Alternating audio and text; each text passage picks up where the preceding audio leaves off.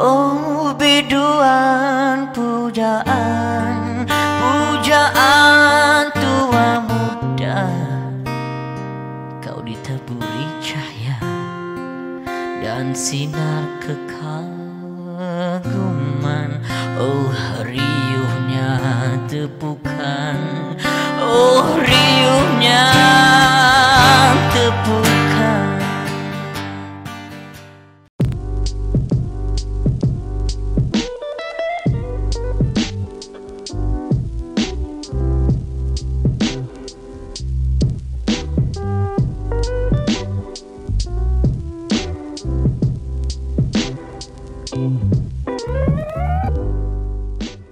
Assalamualaikum warahmatullahi wabarakatuh. Salam sejahtera dan selamat petang. Kita jumpa dalam sesi pertama hari ini, 23 hari bulan November tahun 2021. Tajuk mengenai belajar dari orang muda. Saya share dengan saudara beberapa benda yang quite personal tapi luar biasa. Saya rasa tuan-tuan pun ada pengalaman yang sama dengan saya. Saya rasa ramai saja tuan-tuan yang sama ada melalui usia berapa pun, tuan-tuan mempunyai kenalan yang lebih muda dan tuan-tuan menghormati mereka. Tuan-tuan, sebagai contoh lah, kalau tuan-tuan seorang peniaga yang berjaya pun, dan tuan-tuan pergi ke pasar malam dan tuan-tuan jumpa dengan seorang anak muda yang berniaga di pasar malam, pastilah ada tuan-tuan terkedu dan tuan-tuan tak berani memberi komen ataupun melainkan rasa hormat, kerana walaupun mereka muda, tetapi saudara menghormati mereka kerana akhlak ataupun kerana saudara tahu ini adalah orang muda yang perlu dihormati. Saya fikir semua orang tak kira saudara berusia berapa, termasuk yang macam saya ni, lagilah saya dah masuk golongan tua, 50 ke atas dah kira tua, dan kita berjumpa ramai dengan anak muda hari ini yang berusia 20-an yang kita anggap bukan lagi bayi adik. Mereka adalah sebaya dengan anak kita, dan kita menghabiskan waktu berkenalan dan kemudiannya kita kenali mereka sebagai orang yang kita hormati, hinggalah kita tidak menuntut sebarang demand untuk mereka menghormati kita, kerana kita merasakan apa yang telah mereka lakukan, apa yang telah mereka tunjukkan, apa yang telah mereka buatkan adalah sesuatu yang sepatutnya kita pelajari. Saya nak cerita jelas semalam pasal show Alina Hassan. Terima kasih kepada tuan-tuan semalam kerana membantu dengan chip in lebih 4,000 lebih. Dan insya-Allah lah dia dapat membantu Alina Hassan, seorang warga emas. Dia berusia 53 tahun. Dengan keupayaan yang sangat terhad kerana faktor kesihatan. Sebab tu saudara nampak dia menyanyi duduk, dia tak boleh menari kerana dia jalan agak kurang stabil. Kemudian kehilangan pekerjaan dan kemudian menjadi baskers. Saya sebut baskers lah tuan-tuan, pasal istilahnya dia menyanyi di restoran-restoran, sepanjang hari bergerak di 2-3 restoran untuk mendapatkan nafkah harian. Dan bila dia pulang ke rumah pada sebelah malam, dia mengambil, bukan dia mengambil upah, dia buka kelas Al-Quran.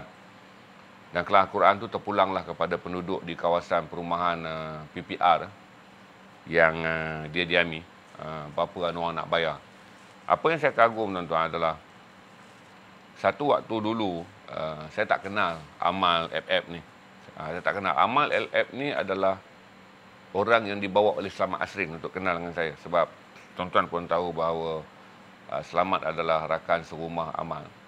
Jadi bila Selamat berada di sini, Selamat perkenalkan Amal kepada saya dengan bagi tahu kata, Jana, ada satu kawanku dia pandai menyanyi.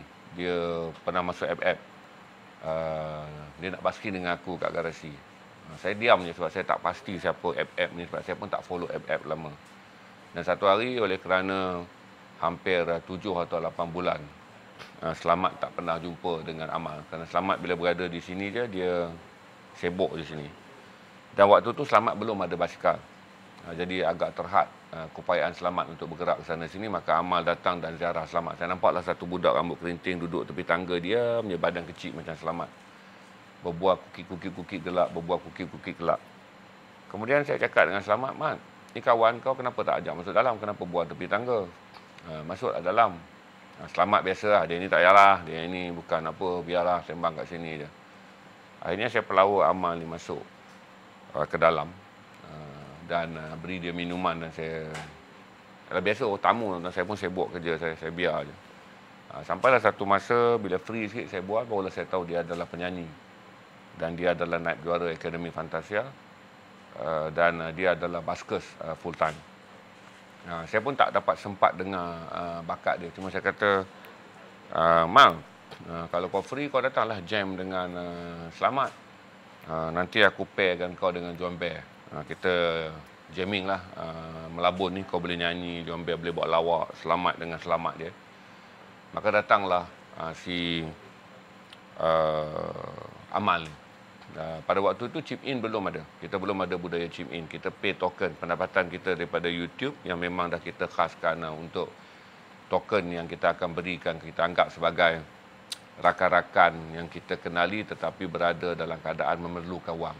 Jadi kita ada bajet daripada YouTube yang biasanya YouTube bayar ke garasi sekitar 3,500 sebulan. Kita sediakan untuk bantu tu wang yang saudara bayar. Walaupun garasi bayar kepada, walaupun YouTube bayar pada garasi, tapi hasilnya adalah hasil daripada tontonan saudara. Apabila saudara melihat iklan bayar kepada YouTube, YouTube bayar kepada garasi. Jadi kita bayarlah. Kemudian datanglah orang bagi idea mengenai chip in ni. Kerana waktu itu Persatuan Penyanyi Baskers menghubungi kita dengan mengatakan mereka nak basking di garasi, ramai ahli dan juga anggota mereka yang tidak memiliki ruang untuk basking kerana PKP telah pun melarang sebarang aktiviti basking, sama ada tempat terbuka dan tempat tertutup pada waktu itu. Jadi oleh kerana BOP bagi cadangan, Syarif pun aturlah jadual basking yang sangat padat. Tapi alhamdulillah tuan-tuan chip in waktu tu. Walaupun kita memulakannya secara drastik chip in yang terendah saudara bagi adalah 1,400 dan waktu tu chip in tertinggi adalah 2,800. Dan di tengah-tengah chip in ni kita bawalah Amal datang. Jadi bila Amal datang ni, kita buka chip in untuk dia untuk membuat percubaan. Selepas kita try 1-2, Amal ni dalam projek percubaan chip in garasi antara yang ketiga keempat kot. Amal pun datang dan dia berjaya dapat chip in RM1,900. Bila dia balik dia hantar laporan pada saya lah tentang impian dia untuk memiliki mini studio rakaman. Dia hantar dekat saya untuk membuktikan lah, bukan bukti apa, budak muda kan. Dia mesti terfikir, dia datang garasi. Pada waktu tu mereka tak berfikir kami tak ambil komisen. Mereka fikir mungkin komisen 60-40, di mana baskers mendapat 60%, garasi dapat 40%. Jadi bila saya announce dekat dia, kata ini kutipan Mal, bagi nombor akaun transfer. Jadi bila transfer tu dia terkejut lah. Dia kata, bang, collection sebenarnya berapa? Saya kata, ya itu yang masuk kat engkau lah. Tak ada potong komisen. Saya kata tak ada potong-potong, saya ambil semua. Mungkin kerana dia fikir, kata dia pun tak jangka 100% untuk baskers. Kerana chip in ni kita tak boleh ambil komisen sebab perjanjian macam ni tau. Kalau kita ambil komisen dia jadi mislead. Mislead ni adalah menimbulkan kekeliruan kepada orang yang menderma. Sebab itu tak ambil komisen. Sebab tuan-tuan bila saudara masukkan RM2, RM20, RM50, RM100, ada orang pernah chip in RM500 pun pada Dr. Sam. Saudara mestilah berfikir yang RM500 itu telah pergi kepada penyanyi yang sedang berkongsi kisah hidupnya ataupun sedang menghiburkan saudara. Jadi kalau garasi buat potongan walaupun 5%, dia dipanggil sebagai hidden term.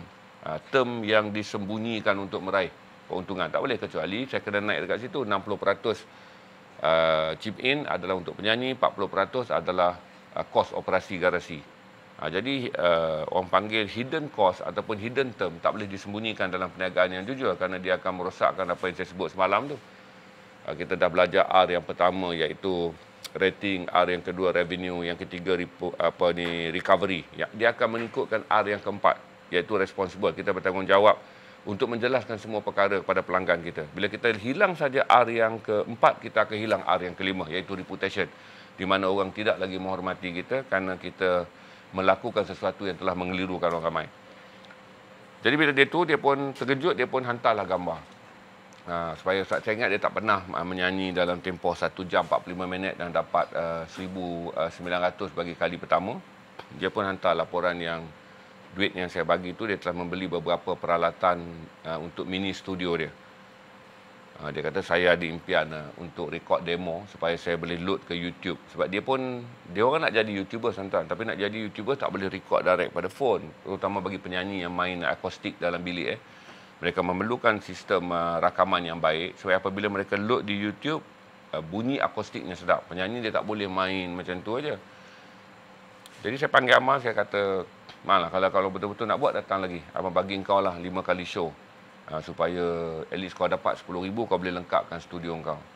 Jadi Amal ni datang kali kedua, dia dapat chip in. Chip in ni adalah RM2,800. Saudara bantu dia bila saya bagi tahu dia sedang menyiapkan studio apa semua. Saudara bantu dia.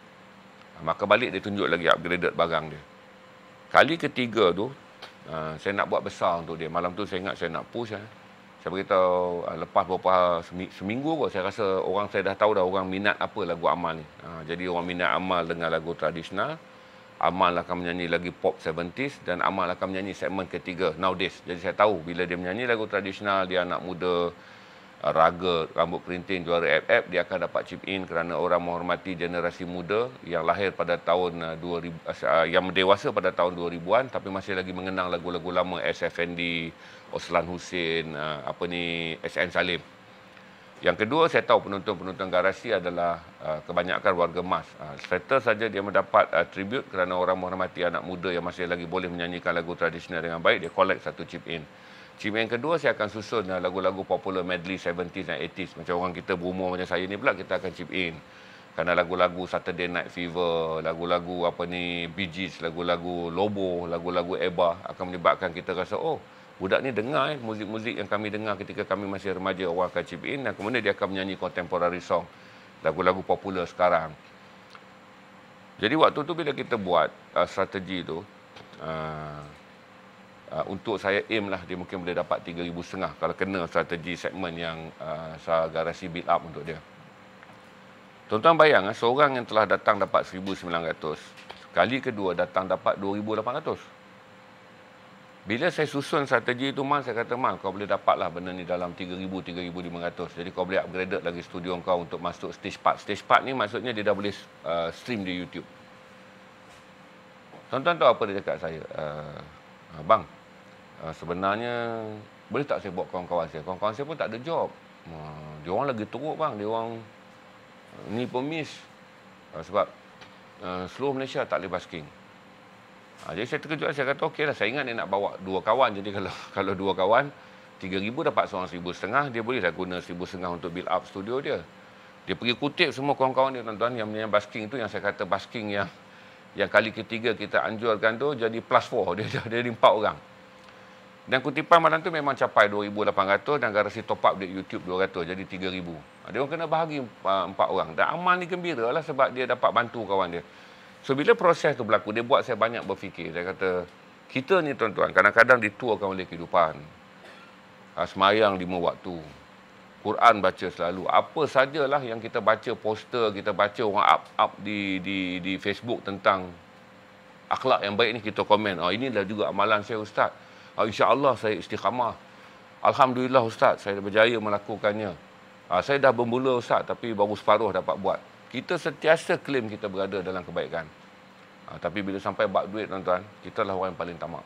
Berarti kadang-kadang kita belajar daripada anak muda, datang pakai topi, rambut kerinting-kerinting, gelak, kiki-kiki. Tapi banyak good values yang kita dah hidup lama pun, tuan-tuan. Kita hidup sampai usia 50 tahun pun. Tuan-tuan sanggup ke bagi 4 duit yang saudara, katalah benda tu 10,000 kan. Saudara nak bagi 4, 2,500. Kadang-kadang mustahil, tuan-tuan. 10,000 tuan-tuan. Macam-macam boleh dibuat dengan boleh renovate dapur tuan-tuan untuk 10,000. Kita ni dengan kita ni 10,000. Kalau yang perempuan tu 4 jenis oven boleh beli. Oven bakar. Ni kalau ada perempuan dalam ni lah jangan marah Oven buat kek asing. Oven panaskan ayam asing. Oven macam-macam lah. Oven ni kan kalau susun dia lebih tinggi daripada rumah. Kalau ikut yang perempuan. Kalau yang lelaki pula 10,000 tuan-tuan. Sport rim, steering baru, tayar baru, tukar lampu, tinted kereta, cat baru. Tapi kadang-kadang budak-budak muda ni tuan-tuan, walaupun mereka tak banyak dimatangkan oleh kehidupan kerana mereka masih muda, tapi mereka dimatangkan oleh nilai berlaku baik pada orang lain. Jadi dia bawa kawan dia. Bila saya bawa kawan dia pula, saya kata dahsyat lah. Kawan dia punya label susah pula. Saya sembang lah. Rupanya mereka ni, dia malu nak check phone. Walaupun dia orang ada WhatsApp group, tidak semua orang yang berada dalam tu bagi tahu dia basking di mana. Jadi saya dengar lah satu cerita, kadang-kadang orang ni dia drive kereta, minyak dah isi ni. Duit ada RM30 tuan-tuan. Isi minyak RM20. Dia pergi nak basking. Maka masa tu dah dibenarkan basking di tempat tertutup. Tak boleh basking Sogo, Bukit Bintang tak boleh. Jadi tempat tertutup ni hanya restoran. Jadi bila dia dah pergi, sampai-sampai rupanya ada kawan lain dah basking. Dia tak bolehlah basking kat situ. Pasal mustahil 2 orang. Dan lagi satu basking di restoran-restoran. Tak boleh share tuan-tuan. Sebab collection RM40 satu shift. Satu shift tu maksudnya lunch time. Orang tengah peak ramai lunch time. Pergi basking daripada pukul 12 sampai 2 petang ataupun 2.30. Satu shift untuk aku take duit lunch. RM40. RM40 tak boleh basking 2 orang tuan-tuan. Duit minyak pun tak cover. Jadi oleh kerana jumlah baskers di Lembah Kelang ramai, tapi jumlah indoor, iaitu restoran yang menyediakan peluang basking ni sikit. Jadi dia jadi macam 1:5. Satu restoran 5 orang kebut. Jadi bila dia orang dah pergi nampak kawan dah basking, dia orang pun balik. Hilang RM20 daripada RM30, tak ada ringgit untuk hari itu. Jadi saya dengar cerita-cerita budak basking ni. Jadi saya fikir kata, kalau kita tuan-tuan, sama juga. Dah terbayang oven 4 tingkat tu. Ataupun dah terpayang steering, sport rim, tayar baru, tinted, gold apa segala macam. Tuan-tuan tahu lah renovate kereta sekarang. Beli sebiji kereta, Reno saja harga 2 biji kereta. Kita nak sempat ke fikir? Kawan kita tayar botak kita nak offer, bro. Kau ni boleh tukar tayar projek ni. Atau kawan mengaku dia punya elemen kereta dah sengit macam ni. Bawa kereta pun dah macam ni tuan-tuan. Elemen kereta dia. Bawa kereta dah macam ni lah. Bawa kereta. Kita kan nak kata jom buatlah job ni. At least kereta kau jual je lah kereta tu, top up dengan duit yang buat job dengan aku sikit. Kau boleh belilah satu kereta second hand yang lagi okey pada kau bawa steering. Dia punya elemen lah macam tu. Kita tak mungkin buat tuan-tuan. Walaupun kita dewasa, solat kita meningkat, doa iftitah kita tak pernah tinggal, sebab doa iftitah ni adalah doa pembuka solat. Bagaimana seorang itu membuka solatnya dengan tanda membuka hatinya. Dia doa iftitah ni penting baca walaupun sunat. Walaupun saudara hari-hari follow apa saja tentang ustaz yang hebat yang ada media sosial, saudara follow. Tetapi dia tak boleh menjadikan jangkauan fikiran saudara lebih luas. Jangkauan fikiran saya lebih luas. Jadi saya sukalah budak amal ni. Kerana bukan apa tuan-tuan, setiap kali dia melintas, dia boleh membuat kita berfikir. Itu susah ni nak dapat orang yang kita kata guru mursyid ni boleh cari tuan-tuan. Tetapi kita kata orang biasa-biasa yang mursyid. Apabila dia lintas saja, ilmu datang kepada kita. Sebab ilmu yang baiknya saudara, dia bukanlah memberi kita pengetahuan. Ilmu yang paling tinggi adalah dia boleh mengubah sifat kita menjadi lebih baik. Dia ada 2 jenis ilmu. Nak baca ilmu tinggi-tinggi ni tuan-tuan, fizik, kimia, baca buku, masuk kelas kuliah. Dan ilmu itu hanya menambahkan ketajaman akal tetapi belum tentu dapat mengayakan hati. Seorang tu tak akan masuk syurga melainkan hidayah pada hatinya, bukan kerana diukur pada tahap akalnya. Maka tu saudara, saya favor lah. Tapi saya masih lagi bercita-cita supaya dia ada stream studio. Tapi tiap kali saya jemput dia, saya tak pernah lah kata, "Ma, kau datang seorang." Dia sentiasa datang dengan kawan-kawan dia. Dan saya fahamlah, Gengganu tiap kali turun, sebab Gengganu dia berkahwin. Dia ada keluarga di Terengganu. Jadi bila dia datang join, projek tu mesti sukses lah untuk membawa pulang dengan modal minyak, modal tol, lalu LPT nak balik pula Terengganu. Yang main bass tu dia dah lama tak jamming juga kerana mereka juga adalah basking. Kecuali Arul saja dia ada pendapatan tetap kerana dia mempunyai pekerjaan profesional sebagai jurujual alat muzik. Okey. Jadi pada masa Abang Syarif Kadir datang jumpa saya. Abang pun Syarif Kadir dengan aku adik. Bila Syarif Kadir datang jumpa dengan saya, Syarif kata, "Bang, malam ni, maksudnya sebelum semalam, awal paginya tu, dia tunggu saya stream. Saya duk heran, kau ni leher, dah baru baliklah tidur. Saya stream jual baju. Pada hari scorecard yang menarik, di mana daya beli sangat laju, saya tak berhenti. Lepas tu saya tolong jual barang seller. Saya heran kenapa dia duk tunggu. Selalunya Syarif ni saya dah bagi dalam keadaan work from home sekarang kerana kesihatan dia akan balik, dia tunggu. Rupanya saya keluar je, dia tu dapat bangun. Rupanya saya tahu dia tunggu saya lama. Dia kata, "Bang, Ada satu kawan ni bagi tahu saya ada seorang orang yang bernama Alina Hassan ni berada dalam keadaan yang sangat susah. Kawan saya nampak dia menyanyi dekat warung biasa-biasa pakai phone, lepas tu pakai karaoke daripada YouTube je untuk menyanyi. Lepas tu susahlah hidup dia. Syahrir ni pula dia ada sikit sentimental kerana 20 tahun yang lalu dia pernah main snooker dengan Alina Hassan waktu Alina Hassan baru jadi juara pasport kegemilangan tu. Jadi Syahrir ni main snooker, Alina pun pergi dan mereka pernah bermain sekali. Cuma Alina datang sebagai bintang baru dan Syahrir waktu tu main snooker sebagai wartawan jenayah. Jadi main. Jadi Syahrir kata bawa. Okay, saya kata okey lah Ril. Tapi kita last minute projek kita ni. Tak apa bang, Kak Lina akan menyanyi daripada -1 YouTube. Saya fahamlah -1 YouTube kalau menyanyi di kedai-kedai kopi dalam direct sound, dia tak ada gatekeeper. Tapi saya kata susah Ril. Saya takut nanti gatekeeper baca dia punya algoritma, Facebook akan cut kita punya live. Kerana kita menggunakan algoritma daripada muzik yang telah dipelihara copyright dia. Dan saya tengok senarai lagu tu pun semua lagu copyright. Saya tengoklah semalam mana ada lagu biasa kan. Semua lagu very high values copyright dia. 2:30 pagi saya call. Saya terjek WhatsApp Amal minta tolong dia. WhatsApp lah Amal ni. Amal ni pula saya ingat baru sampai pada Ipoh kot. 2:30 dia reply okey je. Lepas tu kita pun hantar senarai lagu kan. Yang kita kata dekat Amal kerana show ni adalah show Kak Alina. Kita kalau boleh nak perfect kerana Kak Alina ni mempunyai vokal yang bagus. Jadi Amal ni pun datang latihan dengan Kak Alina ni. Pada plan asalnya 5 lagu je sebab oleh kerana jamming ni adalah jamming last minute. Kita tak boleh sediakan banyak lagu. Kerana kalau banyak lagu tak sempat nak rehearsal. Kerana mereka into it je. Into it dia panggil improvise saja waktu rehearsal. Tapi saya kata Ril, okey Ril. Sebab Kak Alina ni pandai cakap dan dia ada banyak cerita. You prolong je sesi sembang kisah hidup dia dan kita minimizekan sesi lagu. Jadi kita balik pada Dr. Sam punya style. Kita panjang kerana Dr. Sam tak mahu lagi terlampau banyak menyanyi kerana dia telah meninggalkan dunia nyanyian. Dia nak banyak bercakap mengenai gerakan jemaah. Kan Dr. Sam tu panjang tapi lagu 4 je. Saya ingat boleh pakai formula tu. Tapi saya fikir apabila dia menyanyi, walaupun dia seorang yang sangat menghiburkan apabila dia bercakap, tapi saya mula dengar bila dia menyanyi, saya kata 5 lagu tak cukup ni pasal vokal dia sangat bagus. Itu yang semalam terlajak 6-7 lagu dan lagu 6-7-8 tu muziknya agak sedikit kurang kerana tak sempat nak rehearsal 1 jam sebelum bersiaran. Jadi saya kagumlah Amal ni datang letih datang dan saya beritahu dekat Amal, Mal, show malam ni collection untuk akak, kau adalah sikit token.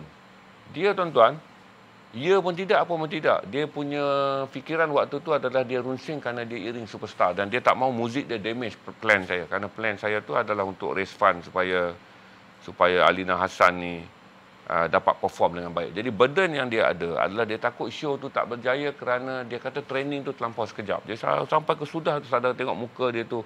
Lepas dia masuk balik sesi dia menyanyi bersendirian tu nampak dia gembira. Sebab habis saja live tu, dia rasa macam keluar daripada beban yang sangat besar kerana projek tu pada dia taklah gagal kerana dia berjaya iring 5 lagu tu. Walaupun lagu dingin tu dia kena dengar balik daripada sound yang daripada YouTube untuk dia dapat balik melodi kerana dia terlupa kan latihannya pukul 8 sampai pukul 8.50 je dan kemudian pukul 9 kita live. Kemudian saya bagilah lepas show tu saya bagi tahu kat dia kata, Mal, bajet ada banyak ni untuk kau. Tuan-tuan, muka dia tak berubah. Terima kasih banyak bang. Terima kasih banyak ni. Dia kata, saya bukan fikir pasal bajet ni bang. Saya balik nak preview nanti. Saya takut saya dah rosakkan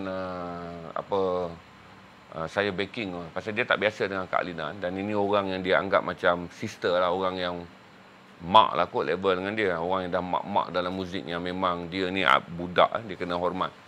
Tapi saya kata okey, 5 lagu yang kita training, okey, 3 lagu tu kita belanja ekstra aja. Penonton pun tak demand apa sangat. Lepas tu dia pun datang dan menyanyi dan balik.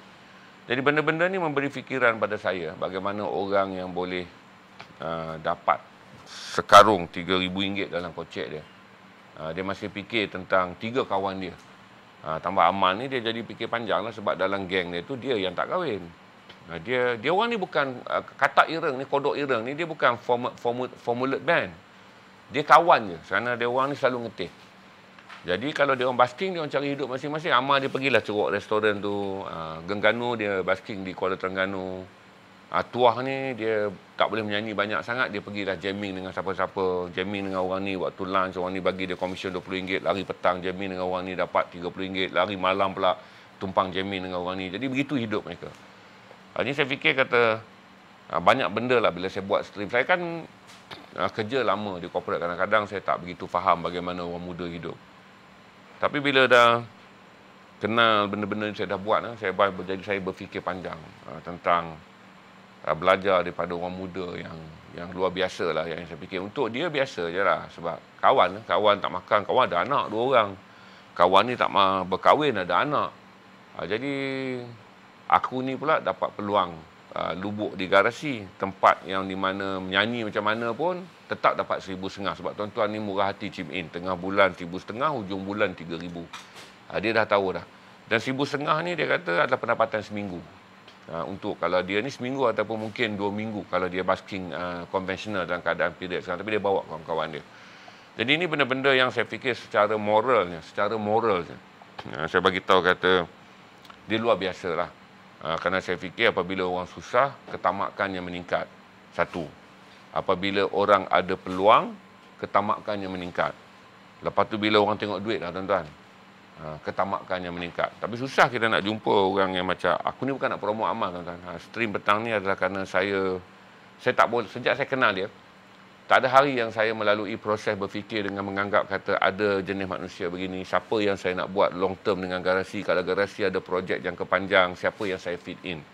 Sebab garasi akan melalui frasa-frasa perubahan. Setiap 3 bulan, 6 bulan kita kena berubah, kita tak boleh statik. Jadi saya terpaksa susun plannya. Apa aku kena buat. Jadi orang-orang yang saya pilih ni selalunya orang-orang yang boleh mendorong R yang keempat dan R yang kelima. Kerana orang ni dia akan mendorong kita punya rating. Kerana saudara yang minat muzik, kalau kena orang tu saudara rasa wah, selain daripada muzik dia bagus, saudara rasa first R saudara follow kerana muziknya bagus, lagunya sedap, suaranya best.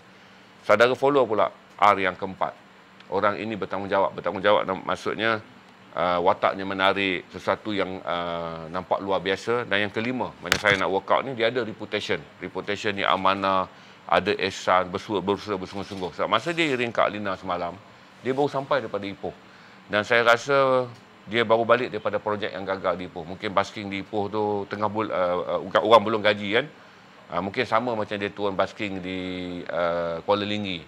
Dia kata projek tu dari segi financial gagal lah bang. Cuma makan sedap lah, dapatlah makan best. Orang-orang ikan bakar kat situ belanja best-best. Tapi fahamlah, bila orang dah pergi makan ikan bakar, tentulah bajetnya pun juga terhad untuk bayar kepada baskers. Jadi saya fikir kata dia balik pada Perak tu pun tak begitu berjaya projek tu kerana belum hujung bulan. Lepas tu dia letih, lepas tu tekanan kerana dia kena mengiringi penyanyi yang dia tak kena jaga show tu supaya fundraising untuk bantu kakak ni tak terjejas kerana dia sebagai backup musician gagal perform yang baik. Sebab dia tahu suara Kak Lina, dia dah bagi nama Alina, dia cari kan, dia tahu ini bukan kaleng-kaleng punya penyanyi. Itulah saya share dengan saudara tentang tajuk hari ini, kita belajar daripada orang muda. Yang saya paling takut adalah orang muda pula bila tengok kita menyampah. Tak ada satu akhlak pun dia boleh belajar daripada orang tua ni. Jadi kena ingat saudara, dalam hidup tua tak bererti pandai. Mungkin pandai lah, tua bererti pandai banyak kau tahu, pala tahu. Tua mungkin bererti perlu dihormati. Perlu dihormati pun sebenarnya aku tak hormat kau sangat. Tapi kena hormat lah, dalam sistem kita ni mengatakan orang tua dihormati. Padahal budak-budak tengok kita nak termuntah. Jadi benda-benda yang macam ni saya ambil stream dengan saudara kata berguru ataupun belajar dengan orang muda. Paling tinggi adalah apabila akhlak mereka jauh lebih baik daripada kita. Itu yang kita kena tengok, sebab kita akan bertanya pada diri kita di mana akhlak kita ketika kita dah berusia. Macam saya ni dah berubah tuan-tuan. Semalam bertekak dengan selamat siapa mati dulu. Saya kata saya patut mati dulu. Kalau kau mati dulu susah aku nak uruskan kau, bajet 3,000. Ambulans saja 1,500 nak hantar jenazah kau balik Johor. Lepas tu dia pasal semalam dia nak mati sangat dah, stres, tak dapat gitar. Kan semalam dia menyanyi pakai gitar. Dia punya tahap confidence sekarang ni dia dah boleh main gitar. Jadi malam tu juga nak gitar. Saya kata selamat, pukul 2 pagi nak cari gitar kat mana? Kau bagi aku duit, aku boleh dapat. Saya kata mat, kalau kau pergi nanti kedai gitar tu, kau tak tahu nak beza gitar yang puluh-puluh ringgit dengan gitar RM100.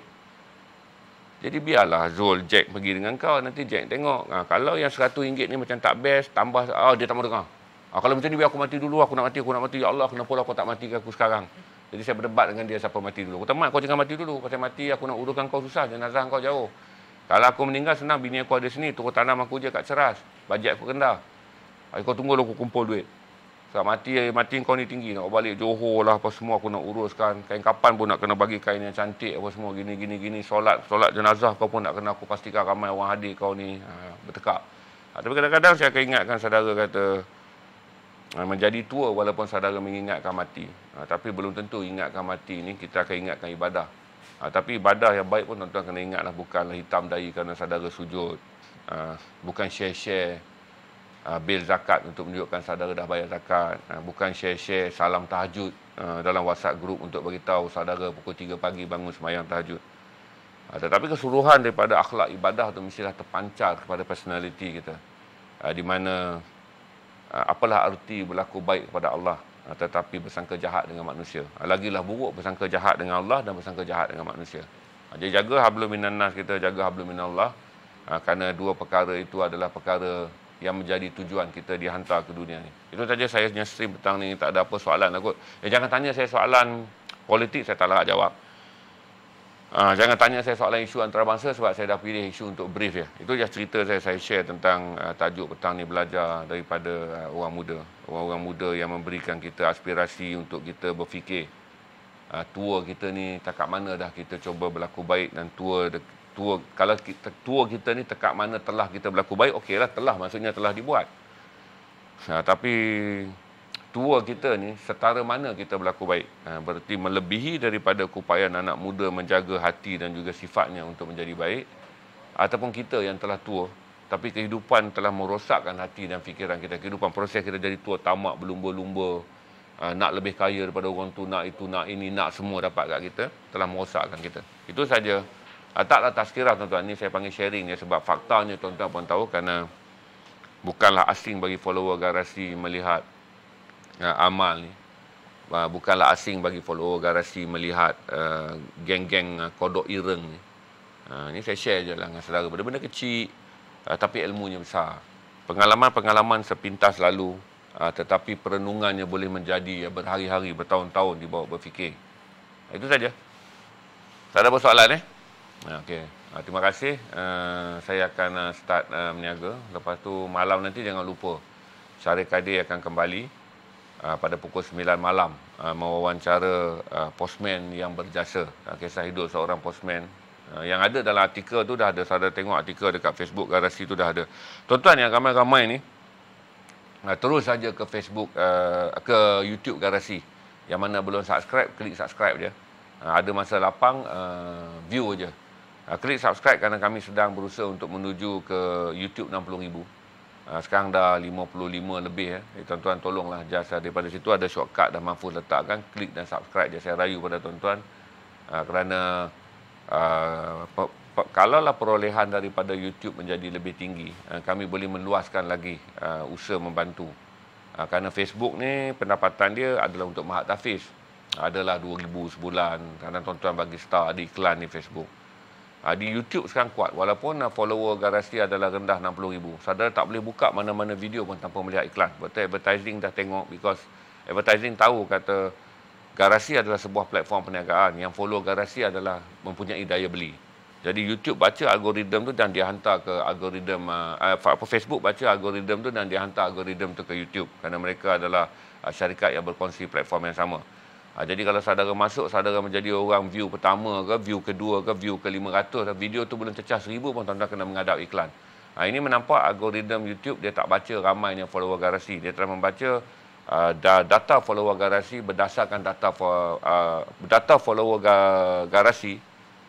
Dia baca juga dalam data follower YouTube. Berarti ini adalah data kumpulan orang yang datang berkumpul di satu tempat, dan tempat ini adalah tempat perniagaan. So dia randomly dan dia profile saudara sebagai PNB, iaitu dalam data perniagaan saudara dianggap profesional, executive, manager dan businessman, iaitu 4 kumpulan yang paling dicari dalam profil periklanan. Jadi kadang-kadang Saudara pergi ke video yang dah ada 600,000, 700,000, saudara tak teruk nak menghadap iklan seperti mana saudara kena hadap, terutama kalau kita coding di bawah selamat. Berarti YouTube dah tahu dah, bila naik je nama selamat, YouTube tahu follower dia adalah datang daripada PEMB Garasi yang nak release stress dengan layan superstar ni lah. Superstar. Jadi saudara menghadap iklan lah. Sabarlah, tontonlah iklan tu, kerana iklan tu kemudiannya menjana pendapatan dan wang tu lah 100% kami gunakan untuk membantu orang lain. Manakala Facebook, memang kita guna pendapatan Facebook Star yang saudara bagi tu sepenuhnya kita bagi kepada Mahat Hafiz, supaya tuan-tuan yang menderma, saya anggap tu kita ni jadi wakil lah, tuan-tuan bagi duit tu memanglah ke garasi, tapi kami jadi perantara je, kita hantar kepada pelajar tahfiz supaya usaha fisabilillah mereka tu Allah reda, dan apabila kita membantu mereka, reda Allah kepada mereka tu sedikit sebanyak juga menjadi reda Allah kepada kita. Itu aja.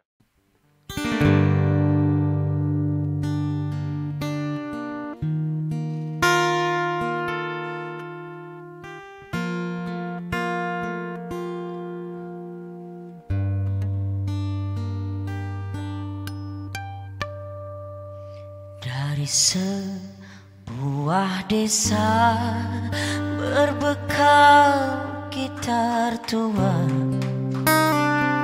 datang ke ibu kota dengan penuh harapan menjadi seorang biduan, menjadi seorang biduan. Oh biduan, pujaan, pujaan tua muda, kau ditaburi cahaya dan sinar kekaguman. Oh riuhnya tepukan, oh riuhnya tepukan. Meskipun kau tersenyum, namun orang pun tahu apa isi hatimu. Takkanlah kau ragukan, lagumu lagu sedih, perjalanan hidupmu ditinggal kekasihmu, ditinggal kekasihmu. Oh biduan, pujaan, pujaan tua muda, kau ditaburi cahaya dan sinar kekaguman. Oh riuhnya tepukan, oh riuhnya tepukan. Meskipun kau tersenyum, namun orang pun tahu apa isi hatimu. Takkanlah kau ragukan, lagumu lagu sedih, perjalanan hidupmu ditinggal kekasihmu, ditinggal kekasihmu.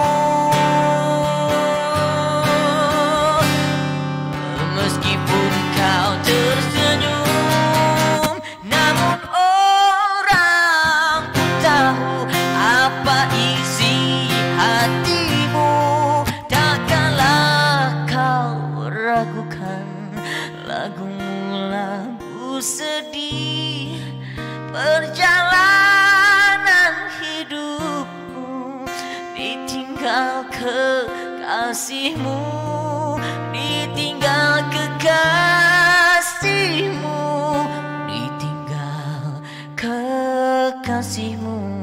Dari sebuah desa berbekal gitar tua, datang ke ibu kota dengan penuh harapan menjadi seorang biduan, menjadi seorang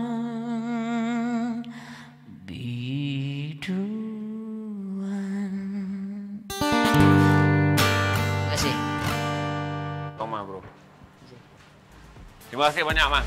Ini terima kasih.